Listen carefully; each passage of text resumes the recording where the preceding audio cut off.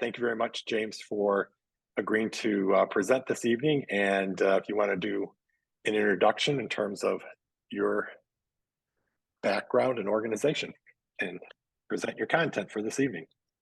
Okay, thank you, Patrick.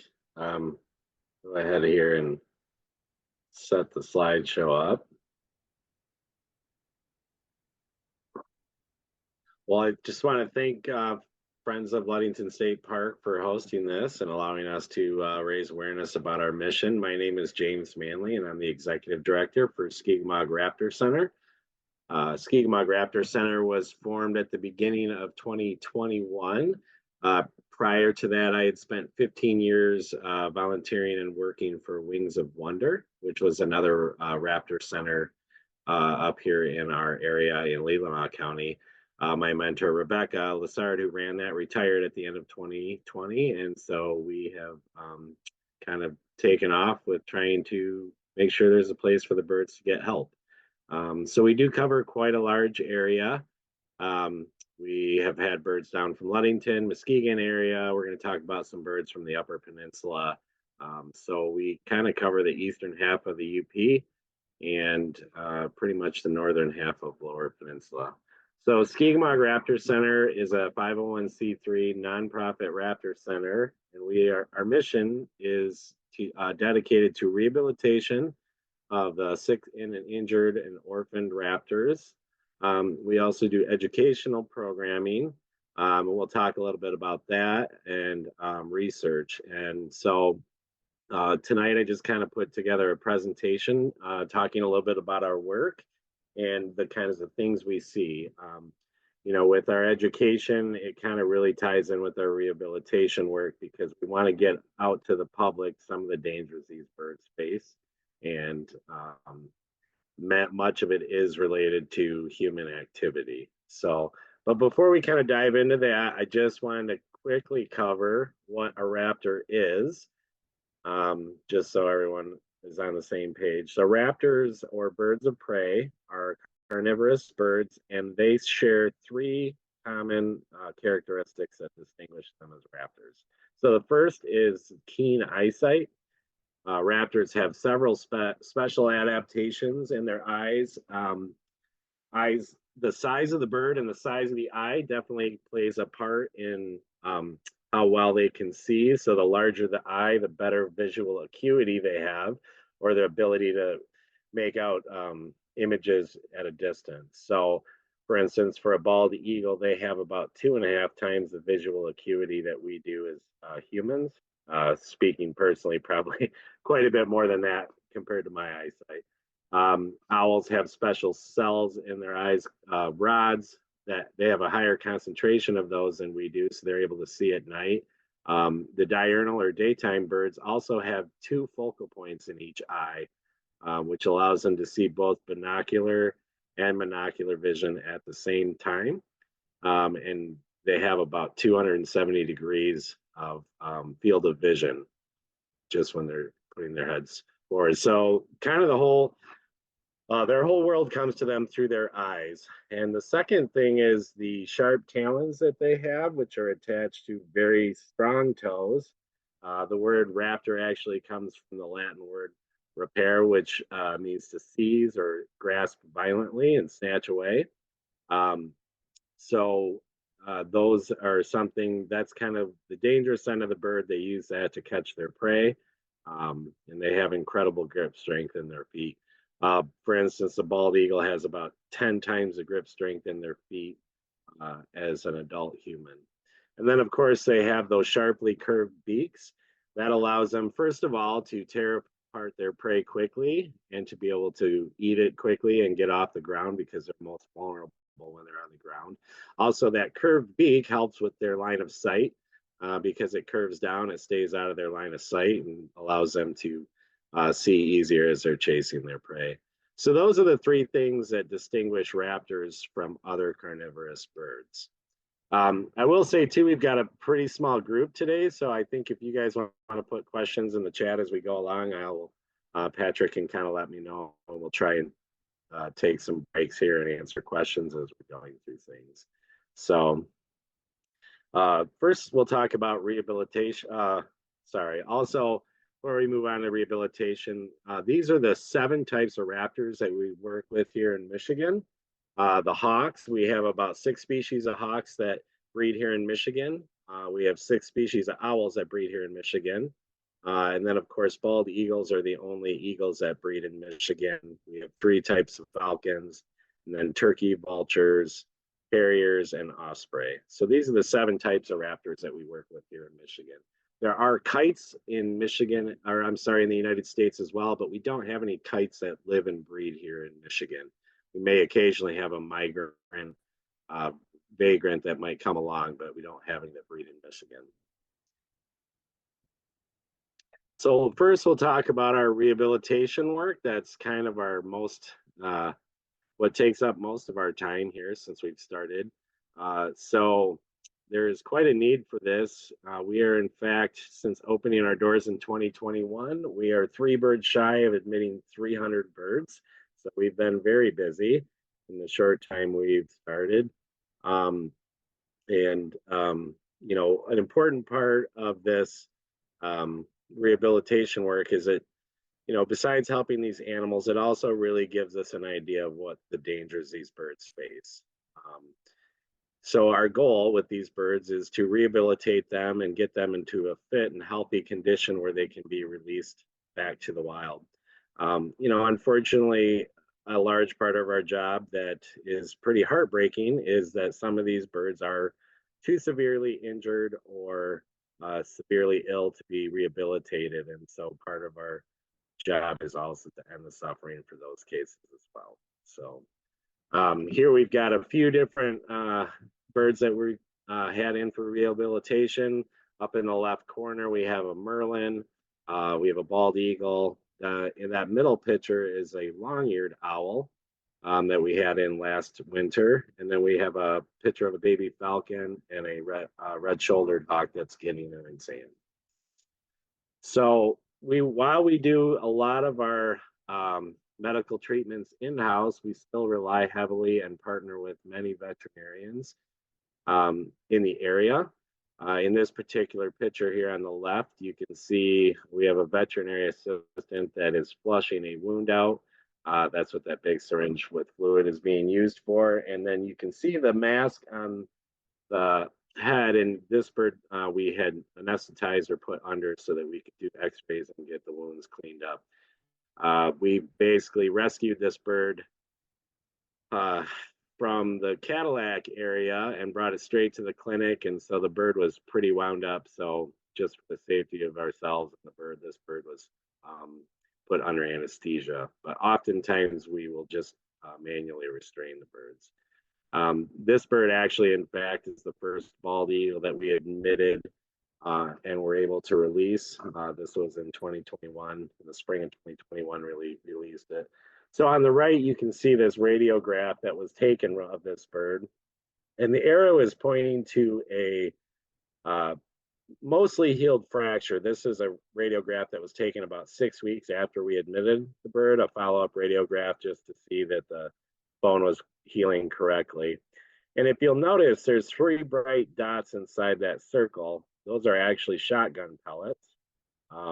This bird was shot, and then the wound that's being cleaned, which corresponds with the fracture that you see on that radiograph, is where a pellet had hit the bone and fractured it and bounced off. So unfortunately, just since we've started, we have had 4 gunshot victims that have come into our center. All raptors are protected, and it is highly illegal to shoot them, but unfortunately it still happens. On the right, this is a young red-tailed hawk that came from Sugar Island. You can see there's a shotgun pellet in the head, in the chest, in the wing. There is also a fracture in that right wing as well, where another pellet had hit, and there's one in the leg. This particular bird, I actually got a call on when we were on our way back from Ludington after releasing that owl back in November. And then on the right, this is from a turkey vulture. So something to note, and this helps us as we're determining the outcome of these patients, is These shotgun pellets are steel, and we can tell that because they've maintained their shape. Steel is very hard and brittle, so it generally doesn't tend to lose its shape on impact. But if you'll see on the turkey vulture on the left, there's a lot of little microscopic particles, and that is because that bird was shot by lead. You can see that those particles travel all the way up into the wrist. So very heartbreaking. Fortunately, the bird on the right, that young red-tailed hawk, we were able to release just before Christmas. So that was very exciting to see that bird heal and be released. Unfortunately, the vulture, um, the damage was too extensive from the gunshot. So vehicle and structural collisions. Vehicle collisions are our number one reason for admission. We see quite a few cases of that every year. We've already had, I believe, 3 vehicle collisions come in so far this year out of the 8 patients that we've had. So on the left, that X-ray is a broad-winged hawk that had a broken wing. We'll actually talk a little bit more about this bird. We did surgery on this particular bird, but unfortunately it didn't heal well enough for release. This is actually a X-ray from one of our education birds that we'll talk about later. And then on the right here, we have a goshawk, a young goshawk that hit a window on a sliding window on a house and had a concussion. And we were fortunately able to treat that bird with anti-inflammatories and supportive care. So yeah, both of these are very common injuries for us to get. I actually have a young Cooper's hawk that hit a window down in Mount Pleasant that we're treating right now with this similar symptoms. I don't know, maybe some of you have been following the news. I believe that it's pronounced Flacco, the Eurasian eagle owl that had escaped from the Central Park Zoo, had been living in Central Park for the last year, just recently hit a window and unfortunately died from its injuries.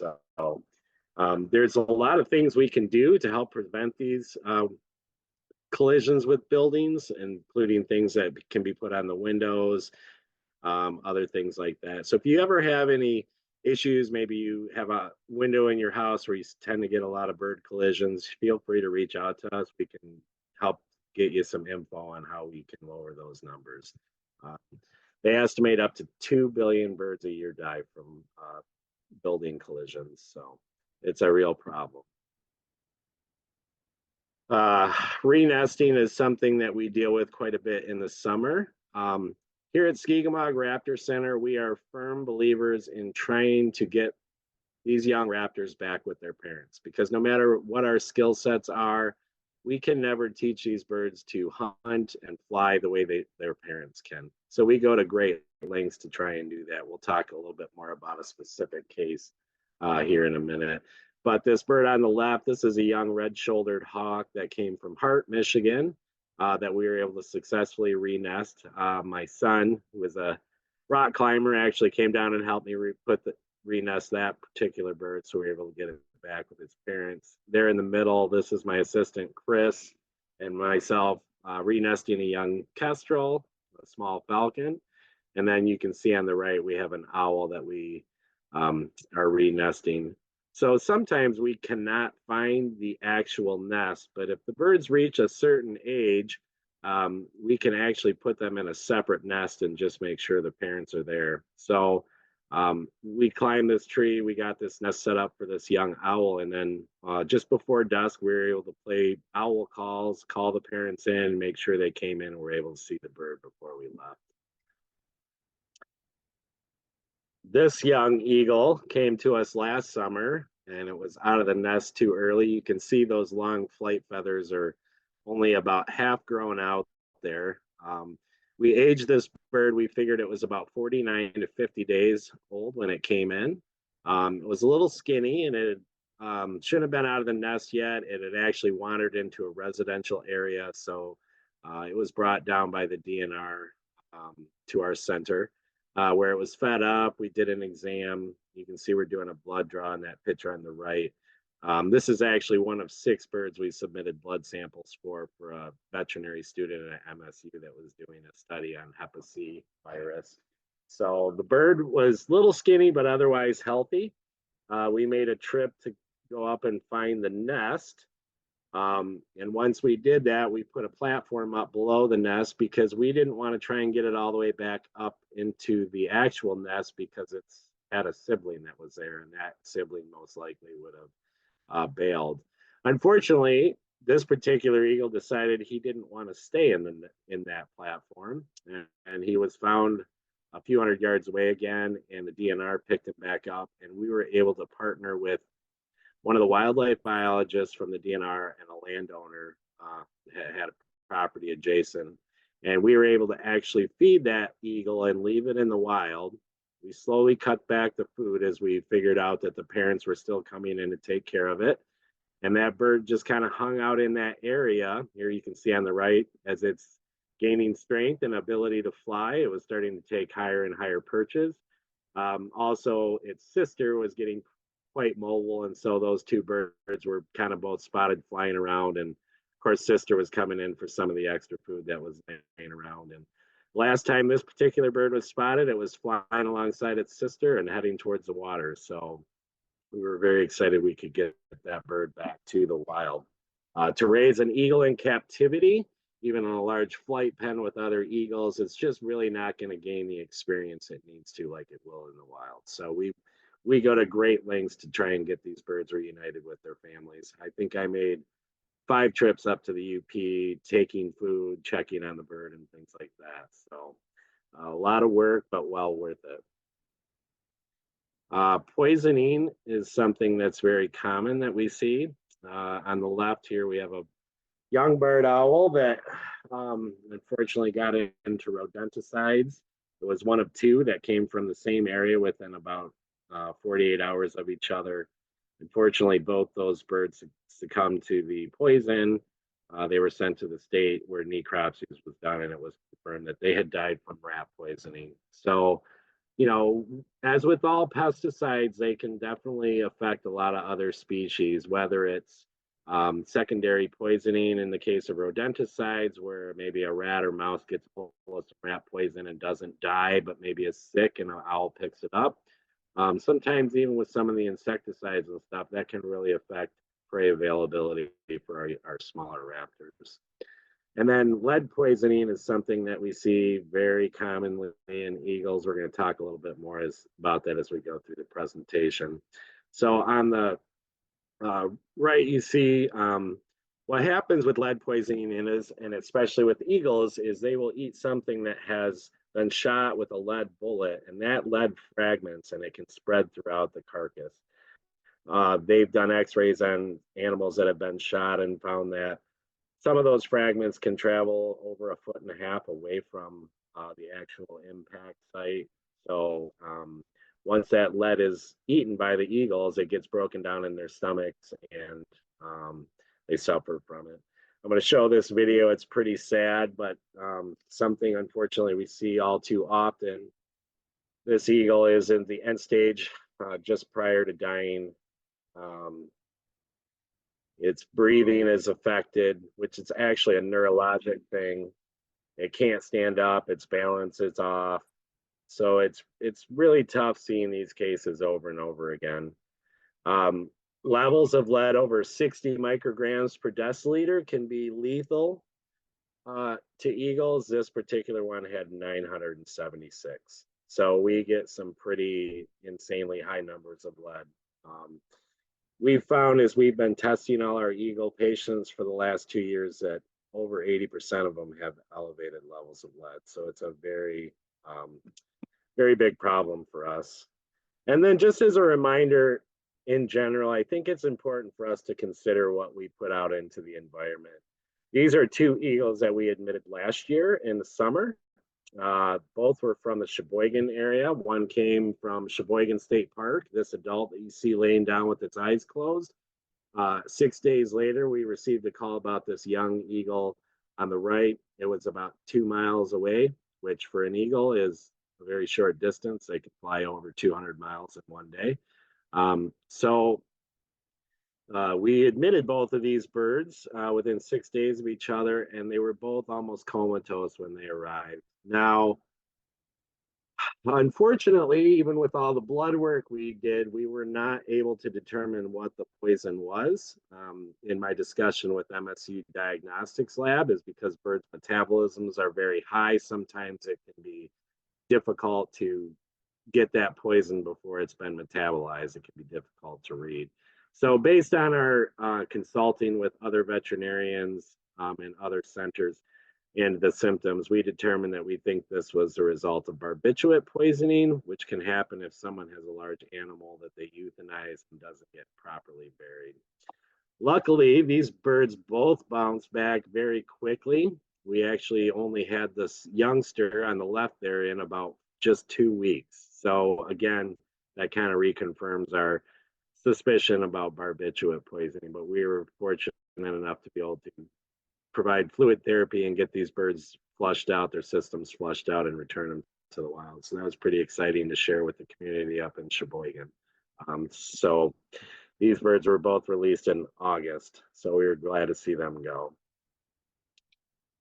And then just wanted to kind of cover the great horned owl that came from down in Ludington. And first of all, I just want to say we were so lucky to be involved with this with the Ludington Police Department. They went above and beyond to help this bird out. About on September 15th at about 9 p.m., a deputy was called to the scene and found this large female great horned owl wedged in the grill of a car. He was able to free the bird, and then he called and woke his boss up at home, who was just settling for the night, who in turn called me and woke me up. And we ended up meeting in Bear Lake. And by 1 a.m., we had the bird back in our clinic. We were able to get it on pain meds and fluids right away. And there was a lot of swelling, a lot of bruising with this, particularly on the right wing, but on the whole body, that made it pretty difficult to for the bird. You can see that arrows pointing to a scapula fracture, which we had to heal. So in the picture on the left, you can see that we have the wing wrapped to the body. It took about 12 days of this bird being on pain medications and having to be hand fed before it felt well enough to eat on its own. So it was a pretty intensive first 2 weeks with this bird, but as it started eating on its own, it started healing well. We were able to move it outside. So we are a pretty young organization, and because we don't have large flight pens, we have to do what's called creancing. I'm going to show you this video on the right. But once a bird is healed, we have to make sure it is athletically conditioned, and we accomplish this by doing flights with the bird on a tether in the field. So here you're going to see this bird's going to take about a 400-foot flight. This is as we were just starting to fly. So after those initial flights, we continued for about 2.5 more weeks with the flight conditioning. We're looking for symmetry in the wings. We're looking to make sure the wing beats are full, that the extension is good. And after 9 weeks, we were able to come back down and release it. And we were thrilled to have such a great turnout with the community for Ludington. So I'm going to try and show you this video of the release. It's going to kick me off my slideshow here, but I should be able to hop back into it. So let's see if this might not let me do that. But yeah, we were excited to see this bird get back to the wild. So before we move on, did anyone have any questions about any of the rehab stuff we've talked about so far, or about any of the raptors? Let me check. There's nothing in chat, but I'll ask you one question about you made a comment, James, when you released the great horned owl in Ludington.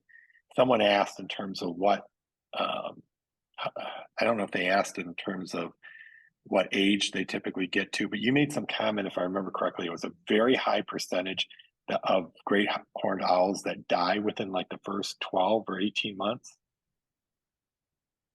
Well, that's not really specific to great horned owls so much as it is to most raptors. So statistically, roughly 75% of the birds don't make it through their first year. So there is a very high percentage of birds that don't make it through their first year.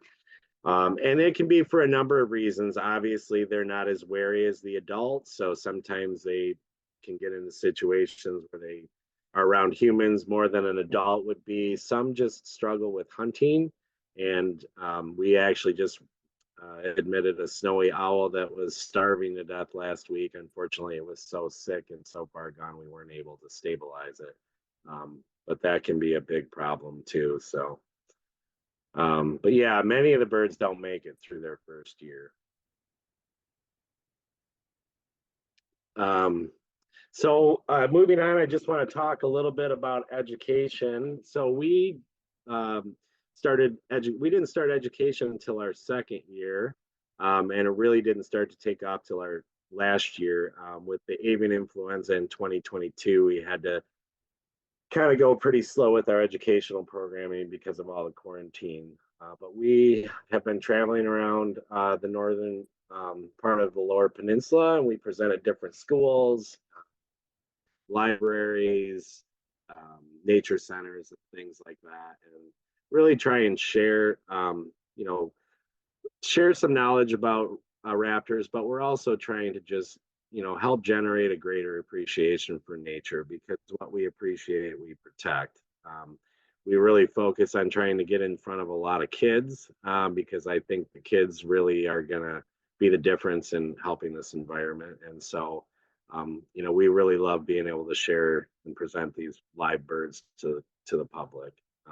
So here you can see some of the things that these are our birds and some of our handlers that have been working with the birds. And they're generally handling the birds while I'm presenting. And then we always bring artifacts and things along for the kids to learn more about. So currently we have 3 educational raptors, and these are birds that are permanently disabled that cannot return to the wild. They wouldn't be able to survive. Pearl, this is our first bird, Pearl. Pearl is a red-tailed hawk. She's actually a former Wings of Wonder ambassador. And on the right, you see our handler. That's Chris, our assistant director, and he's the main caretaker for Pearl. Pearl is 20 years old. She'll be turning 21 this spring. So she's done hundreds of education programs throughout the state. You can see in the picture on the right, that her wing, it looks quite a bit shorter, and that's because her primary feathers ended up getting pulled out during a vehicle collision when she was young. Now, initially, Rebecca, who did the rehabilitation on this bird, was hoping to be able to release it the following spring when the feathers grew in, but when those feathers got pulled, it damaged the feather follicles, and so those feathers have never been able to grow back. So Pearl can make short flights, but she certainly doesn't have the flight abilities to be able to go out and catch prey and survive in the wild. So she's been with Wings of Wonder and now with us going on 4 years. So she is one of my favorites. I remember seeing her at my very first Wings of Wonder program, and she's a big reason that I got into working with raptors, because I just fell in love with her. So. And this is Esther, and Esther is a broad-winged hawk. She's going to be turning 3. I don't know if you guys remember the radiograph earlier in the presentation with the 2 broken bones in the wing, but that was actually Esther's radiograph. So even though we did surgery, unfortunately, one of the bones did not heal straight enough, and the Esther is non-flighted. So she'll spend the rest of her life in captivity with us. I kind of wanted to point out something. I don't know how many of you know this. So all birds actually have a 3rd eyelid, or nictitating membrane, it's called. And if you look closely at her eye, she's got hers is closed. So what that is a translucent eyelid that closes from the inside of the eye towards the outside, helps to keep the eye moist and to protect the eye. So every once in a while we get lucky and we see them blinking with that nictitating membrane. So I wanted to include that picture and show you guys that. So they'll often close that nictitating membrane as they're about to close in on their prey to help protect their eyes from getting injured. So, as I said before, Esther was hit by a vehicle, as was Pearl, and our third educational bird, Taya, was also hit by a vehicle. Taya is a female American kestrel, and she's the smallest falcon in North America. She amazingly did not have any broken bones from the car collision, but suffered a concussion and unfortunately got an eye injury. So when she was hit by the car, her retina got detached in her right eye, and she is completely blind in her right eye. So due to that, and because of the importance of the binocular vision for her ability to catch prey, she would not be able to survive in the wild. And even though Ty is a predator, because of her size, she's also could be prey for larger hawks and even great horned owls. So she would have a much harder time avoiding her prey with 50% loss of her vision. So Taya actually came to us very young. She still had some downy feathers in her head. She probably was still partially being taken care of by her parents and spending time flying with her siblings when she came to us. So she's probably our calmest of the three. She's very used to humans because she spent very little time in the wild. Did anyone have any questions about our education birds? Okay. Well, I just want to touch base real quick and talk a little bit about some of the research projects that we have been involved with. So in 2022, we began testing all of our bald eagle patients for lead. And as I said, many of them come back with elevated, if not poisonous levels. We were very fortunate in 2022 to receive this machine that you see on the right. It's called a Lead Care 2. And this machine actually allows us to test for lead in-house, which is very helpful in that we can really start, if it's a bird that is treatable within the treatable range, we can initiate treatment and know right away within minutes of admitting the bird versus having to wait days for a test to come back. Now, that being said, our machine only reads up to a certain amount, and from there it will just read high if it's over 65 micrograms per deciliter, which we know puts the bird into the severe range. At that point, we kind of have to decide based on symptoms if the bird is something that has a chance of surviving. Lead can really do a lot of damage to many different systems in the body, so it can affect the cardiovascular system, it can affect the respiratory system, it affects the GI tract, and then ultimately, as those levels, if the levels are high and the bird is left untreated, it can really start to cause neurologic symptoms. The bird here on the left was one that we rescued on New Year's Day in 2023. And again, just sky high numbers. That particular bird had 633 micrograms per deciliter. So about enough lead in that bird system to potentially kill 10 eagles. So the lead is really a big problem. We are working hard to educate hunters and really encouraging both hunters as well as fishermen to make sure they're using non-lead ammunition and fishing tackle. While the fishing tackle may not affect the eagles as much as the gun lead bullets can, the fishing tackle certainly can affect a lot of diving ducks. And we just actually admitted a trumpeter swan that we were planning to transfer to another center. We were just facilitating getting it stable and trying to get it transferred, but it was determined on admission that the bird had too severe lead poisoning to be treated. So this is something I'm really passionate about. I've spent far too many times seeing these birds with these severe lead symptoms. It's really heartbreaking to see. So we're working really hard to educate the public on that. And then the other research project that we are involved with is the American Kestrel Partnership. And that is a community-based science project that is run by the Peregrine Fund. And really what it is trying to establish some more solid numbers on the amount of kestrels that are breeding. They estimate we've lost about 50% of the kestrel population in the last 5 to 6 decades. So, and we really don't have a conclusive answer as to why that population is declining so much, whereas others um, tend to be on the increase. So, as part of that kestrel partnership, we have a nest cam on a box that we monitor, and these are pictures from 2022.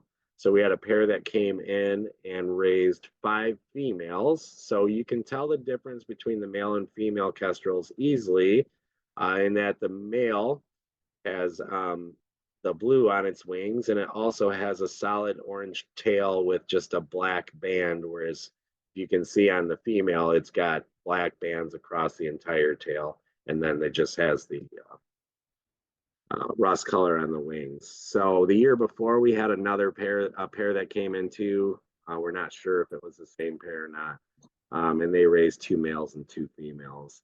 Unfortunately, we didn't have a pair show up in 2023. So we're hopeful that we're going to get a pair in this coming year and be able to monitor that. But as part of that research project, we make sure that we supply them with information like when did the females show up, when did the males show up, when did they lay their first eggs, when were the birds hatched, when did they leave the nest. So that's just something we're involved in.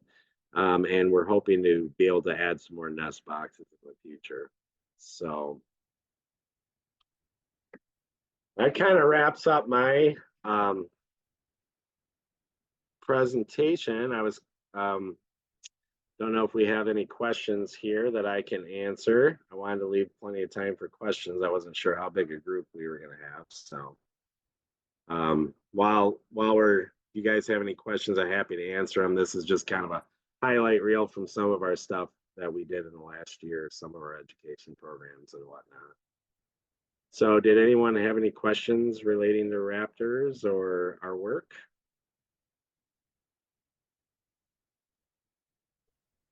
If you have questions, feel free to unmute, or again, you can put them in the chat as well. James, yeah, whatever's easier. From a coverage perspective, you mentioned, Sheboygan, and you come down as far as Ludington. So geographically, can you remind me? I think we had the discussion that the night that you were out releasing the owl at the Ludington State Park. But how far do you travel to go get a raptor? Or what's your service area? I mean, if I have a colleague that's closer, I will try and refer that to them. But I mean, we have a Cooper's hawk from Mount Pleasant. That snowy owl came from Manistee County, which is middle of the Upper Peninsula. We've had several birds come down from the Sault Ste. Marie. We get a lot of birds from Muskegon. So in the past, if it was kind of north of Ludington, birds usually went to Wings of Wonder. And if it was south of Ludington, they would generally go down to Braveheart Raptor Center in Muskegon. Well, Braveheart Raptor Center, which was run by Susan Stamey, Susan retired in 2019, a year before Rebecca did. Both of them are my mentors, and they both sat on as founding members of the board. But they also send me a lot of calls. So like I said, if you kind of draw a line across the top half of the lower peninsula and the eastern half of the upper peninsula, we've gotten birds from all over those areas. So I'm sure we've admitted birds from well over 30 counties since we've opened our doors. So we cover quite a large area. Some of that too is because of the avian influenza. We were one of the few centers that decided to continue admitting birds. It was rather tough in 2022 because we had to quarantine all those patients, and we spent a lot of money in testing because they had to have Actually a test very similar to your COVID test. So it's a swab that we would have to do on the birds to send it in.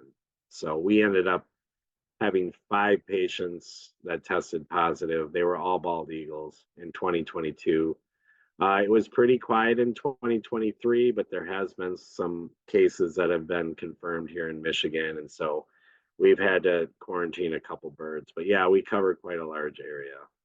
So I don't know if you noticed there was and I missed it early on in your presentation, a question from Karen and Dave. Could you explain how well their sense of smell and or hearing is compared to other birds and animals? And I was trying to think in terms of where you were in the presentation, uh, you know, what what that related to. But yeah, so that's a great question. So as far as hearing goes, with the diurnal or daytime raptors, the eagles, hawks, falcons, vultures, osprey, and Uh, harriers, well, I'm not going to include harriers in that. They have probably similar hearing ability to us, whereas the owls have excellent hearing. They actually probably use their hearing as much or more for hunting as they do their eyesight. Um, and then as far as sense of smell, um, most raptors do not really have a developed sense of smell, the exception being the turkey vulture, which has a highly developed sense of smell. And they use their sense of smell to find carrion. And actually, other animals will, both other birds and other mammals, will kind of keep an eye on where the vultures are circling and use that to try and find carrion as well. Um, I can tell you, great horned owls don't really have much of a sense of smell, and I'm basing that on the fact that 8 out of 10 of them show up reeking a skunk when they come in for rehabilitation because they'll regularly prey on skunks. So, um, but yeah, that's a great question. there's a question.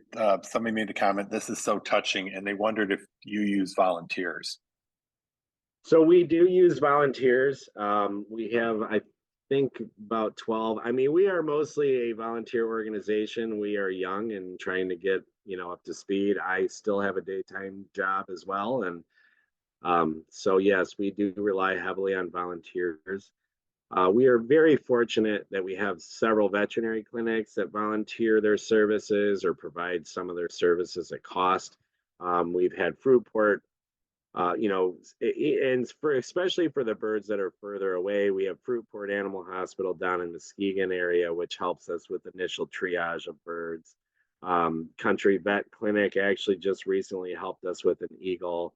There's a Chippewa Animal Hospital up in Sault Ste. Marie that has helped us with birds, as well as several other local vets that we work with.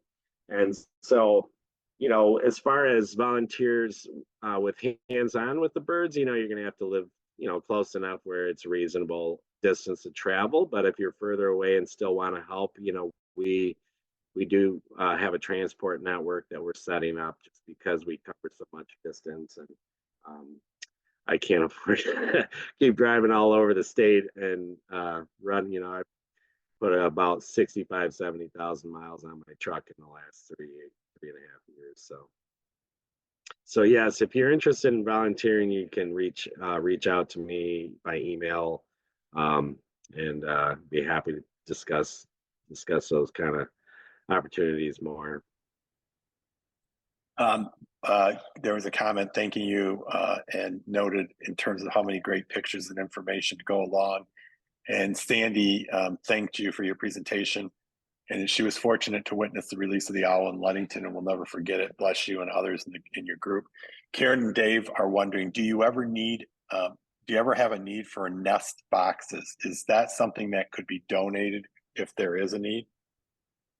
Yeah, so depending on the nest box that we use for the kestrels, our assistant, I would say if we're going to do kestrel nest boxes, I'd have you reach out to me, but I will put you in touch with our assistant director, Chris. He's kind of the kestrel aficionado in our organization, and then he's got a little different design that he prefers versus some of the other ones online. But if you're not in an open area where you can put up a kestrel nest box, those same nest boxes work well for small owls. So if you're in more of a wooded area, that certainly can help the small owls out as well. Um, one of the contributing factors I think for the kestrels is that they just are losing nesting areas because they don't build their own nests. They will, they're a cavity nester. So yeah, nest boxes definitely are something donating would be great. Um, and we are supported by the public, and as I've said, we've admitted almost 300 birds since we've started, so we've been very busy. Our we have pretty ambitious plans to grow and add more enclosure space this year, and considering adding some more education birds. So just spreading the word and letting other people know about us.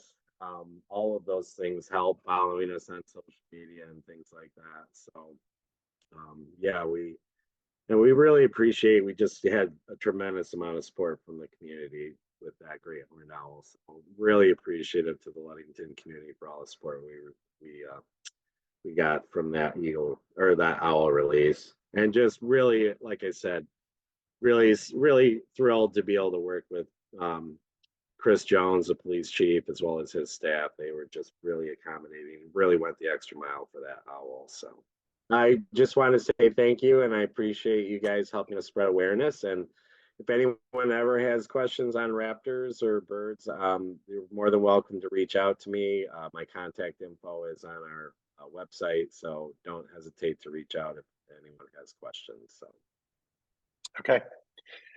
Thank you all for joining us this evening. Have a good evening and a good rest of your week.